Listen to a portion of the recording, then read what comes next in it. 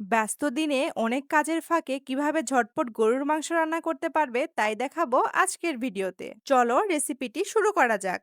এর জন্য নিয়েছি 1 কেজি গরুর মাংস। এবার অ্যাড করছি কেটে রাখা পেঁয়াজ কুচি, কয়েকটা শুকনা মরিচ আর 3টে গোটা রসুন। স্বাদ বাড়ানোর জন্য কালো এলাচ আর সাদা এলাচ থেতো করে নিয়েছি।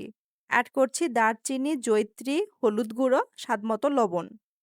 এবার দিয়ে দিচ্ছি জিরা গুঁড়া, ধনিয়া গুঁড়া আর আদা রসুনের পেস্ট।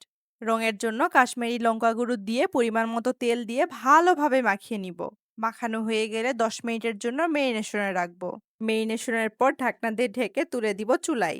মাংসে থাকা পানি শুকিয়ে আসলে ভালোভাবে নাড়িয়ে দিয়ে দিব কিছুটা পানি। ভালোভাবে মিশিয়ে নিয়ে ঢাকনা দিয়ে ঢেকে দিব কিছুক্ষণের জন্য। এভাবে আরো দুবার পানি দিয়ে কষিয়ে নিব। নামানোর আগে ছিটিয়ে দিব জিরা গুঁড়া। তোমরা দেখতেই পাচ্ছ কত সুন্দর কালার এসেছে, খেতেও দুর্দান্ত হয়েছে। এই সহজ সরল রেসিপিটি বাসায় ট্রাই করে জানিও। ভালো থেকো সবাই, দেখা হবে পরের ভিডিওতে। আর ভিডিওটিতে লাইক করতে ভুলো না কিন্তু।